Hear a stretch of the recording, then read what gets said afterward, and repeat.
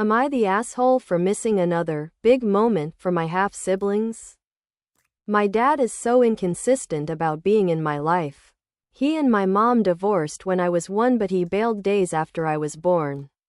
Came back when I was 8 months old, and my mom let him stay a month before realizing he wasn't serious about being a family with us and just used her for a place to stay. Once he realized she wasn't going to give in, he bailed again. He was in my life for a year when I was 3 to 4 years old. Then he was gone again. The next time I was 8.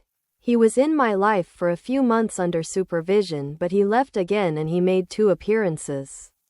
When I was 10. He didn't really pay child support either, which I learned this summer. Some money was given for me, but probably less than $400 in the last 16 years if what he said is right. When I was 13 he moved here for good. Or so he says. He was married again and he had some kids with his wife. He went back to restart visitation with me. Got some supervised visits again that became 1 overnight a month. Until finally I have to spend every other weekend at his house even though I don't want to. And I did speak to a judge about my wishes, but he told me it was in my best interest to have a relationship with my family. I really don't like being there and I try to only sleep in the bed I have at his house. I never take anything I care about and I don't have the room personalized or anything. The thing about all this is my dad and his wife encourage their kids to spend time with me and engage with me. They like having me there and they told me before they wish I'd spend more time there and with them. The kids did nothing wrong, but I don't want to focus on a relationship with them. I feel nothing for them. But it's expected that I'd be there for the big moments in their lives. Not just by their parents but my dad's parents, who I don't know outside of some of the time I spent with him. Also feel like I need to be a good brother and they expect me to take the role seriously. Which I find crazy since I don't know any of these people all that much and I don't want to. If it's not my dad's weekends, I do miss the big stuff and I don't try to be there for them. I got invited to go trick-or-treating with them on Halloween. I said no. I got a reply back that they really wanted me to come. I didn't, and I got sent so many texts from my dad's phone and phones that I assume are his wife's and his parents claiming I'm shitty for missing another big moment for my half-siblings. I blocked the others but dad's number is still doing this shit. Am I the asshole? Am I the asshole for telling my friends I can't afford to split holiday costs equally and that I'll only pay for the activities I can budget for? A few friends and I are planning a holiday trip together. We've been talking about all the activities we want to do. But some of the options are really expensive, like fancy dinners and guided tours. Since my budget is a lot tighter than theirs, I told them that I'd love to join but would only be able to pay for the activities that fit within my budget rather than splitting all costs equally. This didn't go over well with a couple of friends. They feel that splitting everything equally is just what friends do, and that it's awkward if I go off to do my own thing for cheaper options while they stick to the pricier plans. One friend even said that if I'm not willing to split everything evenly, I should reconsider going on the trip. Now I'm wondering if I've been unreasonable by setting a boundary about what I can afford. Am I the asshole for telling my friends I won't be able to split all costs equally? Am I the asshole for no longer taking part in meals with my family because they won't accommodate my wife's allergies? My wife, 25F, has food allergies. Shellfish and peanuts are her most serious ones. But she's also allergic to celery and soy. She's used to people not being willing to accommodate her or being lazy about it and thinking they can make food with one of those things in it and just not putting it on her plate. So she'll normally bring some food if people seem unsure about what to do. When we first went to one of my family's dinners, she brought along some stuff she could eat because my mom had made it sound like she couldn't accommodate the allergies. But when we got there, Mom was offended that she had brought food.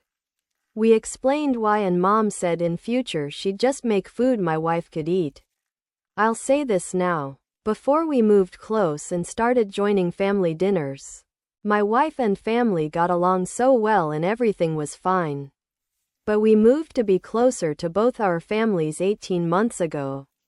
My wife didn't bring anything the next time and Mom had something she could eat. And for a few months this was how it was. Then one of the days she served something specially for my wife, but the rest of us had shellfish and soy in our food. My mom was not careful about food safety prep and there was contact between what my wife ate and what we ate, and my wife had an allergic reaction. Mom said she felt bad and apologized. But then after that dinner she decided it was too much hassle to make a whole other meal for my wife, and then she started making one meal again, but it was a meal my wife couldn't eat. My wife started bringing her own food again, but my mom didn't like it.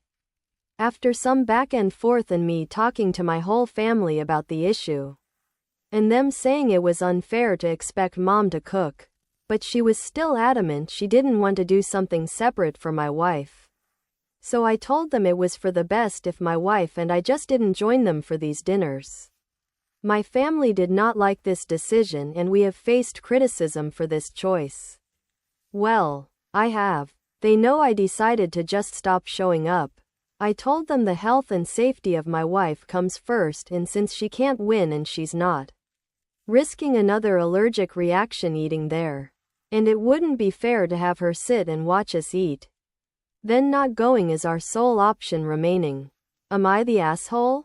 Am I the asshole for not ordering my BF food of his choice? I, F21, have been going out with my BF, M21, for 2 months now. He's in engineering and I'm in business. He had a paid internship this summer that paid him thousands of dollars each month. Meanwhile, my internship was free.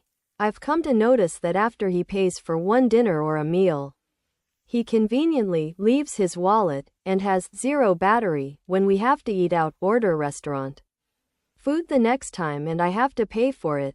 I have zero problem paying for food after he has paid for the previous meal, but he doesn't even let me offer and imposes a sort of avoidable situation at me as to why he can't pay for the particular meal and I have to pay for it. I thought I was overthinking, but yesterday, on our 2-month mark, he was like, I wanna have a gourmet burger, not Wendy's. I thought he was going to pay for the food delivery. But then this voice inside me said, worst case scenario, I have to pay for our 2-month dinner. Which was fine with me because I was going to offer anyways, but I just thought that YK usually it's the guy who pays for big meals. Anyways, he conveniently told me I am at 1% battery RN 3 hours before we ordered food online. When he told me that, I could see whatever he told me 3 hours later coming from a mile away. I told him to charge his phone ASAP because he was at home and his charger was right next to us. I offered to even give him his charger. He said no. Instead, he proceeded to play a game on his phone, causing it to die. Then after 3 hours, he said, babe, you'll have to order food today. I'm out of energy. I expected that from a mile away. And he was fully expecting me to pay for his $30 each burger when he came up with that lame excuse. To test that theory out, I said, I am tired too. Not in the mood to eat. Lie. Right after I said that, he was literally not the same person anymore. He was full of energy and even told me to stay awake. The night has just started. I was right. It was just an excuse to not spend any money. The worst part is that I was going to offer ordering it anyways, but I just wanted to test my theory. And I was supposedly right. I was hungry anyways and I wasn't gonna rely on him to get me anything.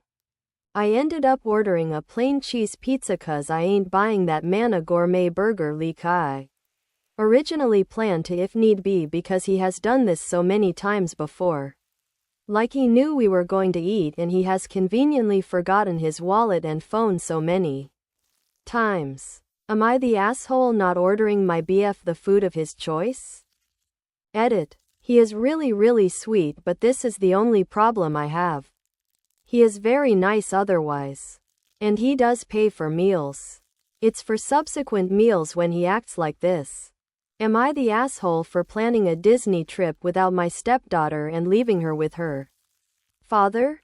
I, 41F, and my husband, 41M, have 4 children. I have 1 child from a previous relationship. He has 2, and we have 1 together. We have always treated the children as equally as possible.